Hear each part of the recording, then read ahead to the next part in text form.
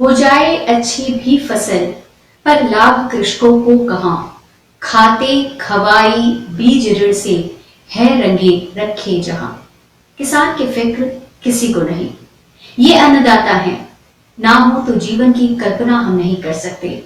इनकी फसल लहलहाती है तो अर्थव्यवस्था मुस्कुराती है, लेकिन हाशिए पर लाने में कोई भी पक्ष कोई कोर कसर बाकी नहीं रख छोड़ता है। नमस्कार, मैं हूं किरण राय और आप देख रहे हैं सत्ता विमर्श। पिछले दिनों केंद्र सरकार 2 अध्यादेश लाई है और आवश्यक वस्तु अधिनियम संशोधन विधेयक पर मंजूरी भी दी है। संशोधन विधेयक का लबोलवाब कुछ यूं है कि जरूरी खाद्यान्न सामग्री की स्टॉक लिमिट खत्म कर दी जाए, यानी गेहूं, दलहन, आलू, प्याज ये जैसे खाद्य पदार्थ हैं अब आवश्यक वस्तुओं की सूची से बाहर हो जाएंगे। इससे सरकार के मुताबिक सरकार को ऐसा लगता है कि निजी निवेश को बढ़ावा मिलेगा।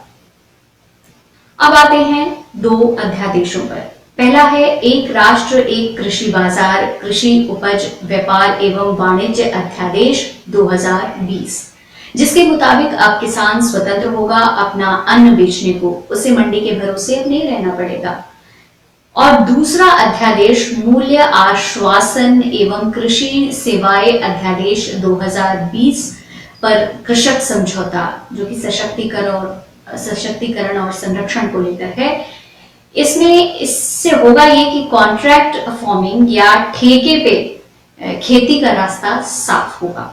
जानकारों के मुताबिक इससे कॉर्पोरेट की दखलंदाजी बढ़ेगी। किसान नेताओं का साफ कहना है कि मोदी सरकार खेती को कॉर्पोरेट के हवाले करने के साथ जमाखोरी, मुनाफाखोरी, कालाबाजारी, वादा कारोबार और एग्रो बिजनेस के बड़े खिलाड़ियों को बढ़ावा देने का इन तीनों के जरिए काम कर रही है। सत्ता विमर्श पहले भी आपको इस पर एक चर्चा दिखा चुका है। मंत्री ने कहा कि अभी लगभग 14 करोड़ लोग हमारे देश में खेती कर रहे हैं। अगर गांव और खेती की आमदनी बढ़ानी है, 2022 तक दोगुनी करनी है, तो उसका एक फार्मूला ये है कि सीधे सीधे कम से कम इस पीरियड में 4 करोड़ लोगों को कम कीजिए खेती से, क्योंकि खेती उनके लिए नॉन प्रॉफिटेबल हो गई है। वो बेचना चाहते हैं। स्टडी बता रही है 40% किसान जमीन बेचने को तैयार बैठे हैं। डाटा बैंक अवेलेबल होगा तो कारपोरेट कंपनी का आदमी दिल्ली में बैठा हो या न्यूयॉर्क में बैठा हो, एक क्लिक पर देख लेगा कि बिहार में कितनी जमीन है, यूपी में कितनी है, किस तरह से उसको खरीदा जा सकता है, किस तरह से क्या उसका इस्तेमाल किया जा सकता है। ये जो कर्ज है बेसिकली ये किसानों के गले में फांसी का फंदा है।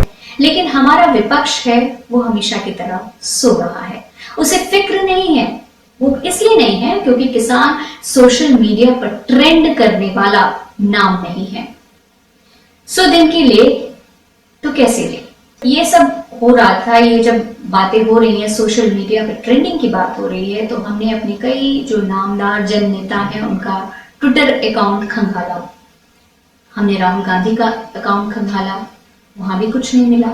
हमने तेजस्वी यादव, शरद पवार, जो कि बहुत बड़े किसानों के खैरख्वाह बनते हैं, उनका अकाउंट देखा।